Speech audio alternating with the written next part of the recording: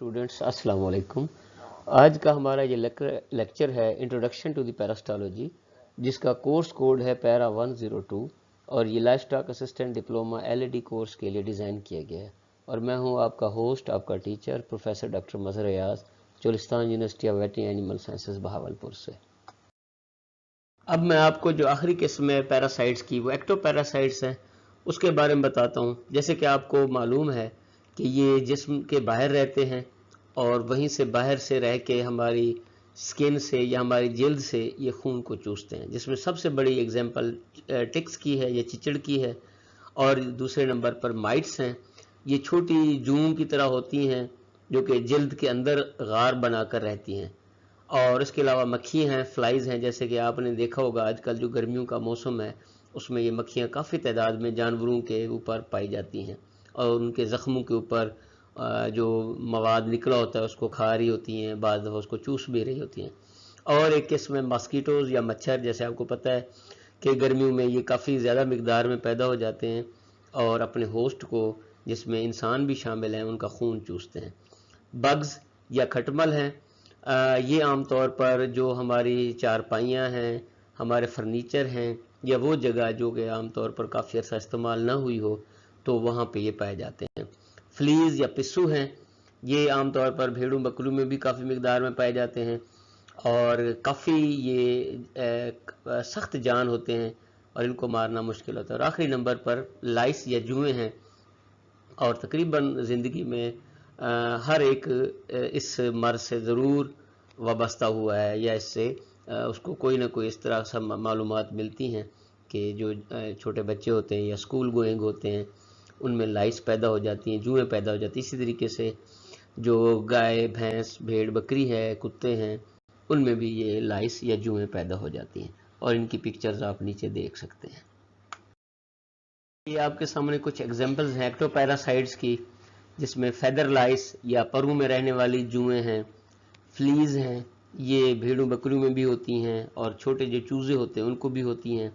ये माइट्स हैं जो कि आमतौर पर स्किन के अंदर या जल्द के अंदर गार बनाकर रहती हैं और काफ़ी सारे अमराज पैदा करती हैं। और ये टिक्स हैं जो कि परिंदों के ऊपर भी बाज़ दफ़ा अटैक कर सकते हैं। और बैड फ्लाइज हैं, ये भी आमतौर पर आगे बीमारियां पैदा कर सकते हैं। और आमतौर पर आपने देखा होगा परिंदे पालने का शौक तकरीबन हर एक स्टूडेंट को होता है। तो वो लोग जो कबूतर पालते हैं तो उन्होंने गौर से देखा होगा कि कबूतर के परों के अंदर भी जुएँ पाई जाती हैं, जिनको फेदर लाइस कहते हैं। और इसी तरीके से दूसरे बर्ड्स हैं या दूसरे परिंदे हैं, उनमें भी जुएँ पाई जाती हैं। जैसा कि आपको मालूम है, हमारे मुल्क का शुमार गर्म और मरतूब या बहुत गर्म इलाकों में पाया जाता है। तो इसकी वजह से हमारे जो एनिमल हैं, ख़ुसूसन जो हमारी गाय और भैंसें हैं, उनमें टिक्स या चिचड़ काफ़ी मिकदार में पाए जाते हैं। जैसे कि इस तस्वीर में आप देख सकते हैं कि कान के ऊपर, उन जानवर के कान के ऊपर टिक्स ने अटैक किया। और इसी तरह के आप एग्जाम्पल हमारे देहातों में भी देख सकते हैं। जैसा कि आम तौर पर आपने मुशाहिदा किया होगा कि कुछ मक्खियाँ भी ऐसी होती हैं जो कि काटती हैं और खून चूसती हैं, तो वो बाइटिंग फ्लाइज एज एक्टोपैरासाइट्स भी काम करती हैं। और उस खून के चूसने के साथ साथ वो डिफरेंट और किस्म के प्रोटोजोआ, बैक्टीरिया, रिकेट्स और इस तरह के और जो पैथोजेंस हैं जिनमें वायरस भी शामिल हैं, वो आगे दूसरे हमारे होस्ट हैं या हमें वो आगे ट्रांसमिट करती हैं। जुएँ भी काफ़ी एक्टोपैरासाइट का किरदार अदा करती हैं और उसकी वजह से इवन के खून की कमी वाक़ई हो सकती है। और इसके साथ साथ ये फ्री में टाइफाइड का बुखार या टाइफस फीवर और बाज़ दफ़ा जो और मुख्तलिफ़ किस्म के अमराज हैं उनको फैलाने का भी बायस बनती है। इवन के बाज़ दफ़ा जो जंग अज़ीम दोइम में इनकी वजह से ट्रेंच फीवर या खंदक का बुखार भी हुआ था, जिसकी वजह से काफ़ी सारे लोगों की अमवात वाक़ई हुई थी। तो ये एज ए एक्टोपैरासाइट और उसके साथ साथ जूनोटिक पैरासाइट या जूनोटिक वेक्टर का भी रोल अदा करते हैं।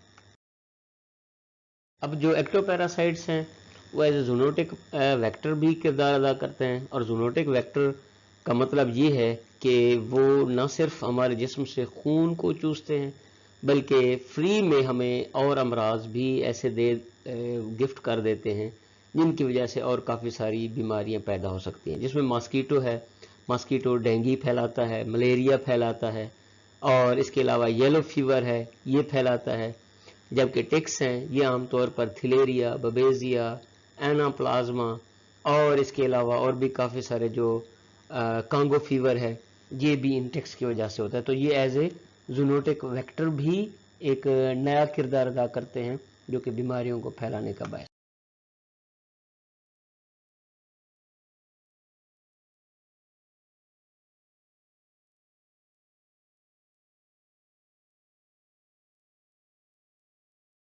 Parasite is an organism that lives on or in another organism called the host, and it derives its nutrients from the host at the expense of the host. The Center for Disease Control in the States has an alphabetical classification of parasites. So if you Google the CDC, you can get an alphabetical list of parasites and the diseases that they cause. Generally, there's 3 classes of parasites: the protozoa, which are usually waterborne, the helminths or worms, and ectoparasites, which are insects which become vectors for the diseases that parasites cause. If you'd like to be tested, or if you would want some help in treating your parasites, give us a call at the number shown on the screen, and we can test you for parasites and test for products that work best on you. Have a great day, and remember, if you ignore your health, it'll go away.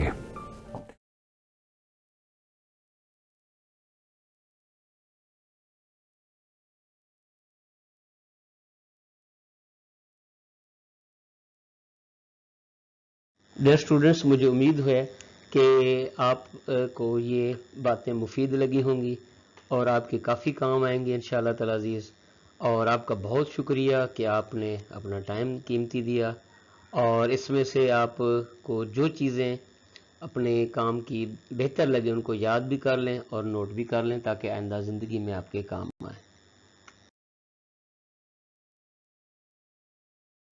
Thank you students.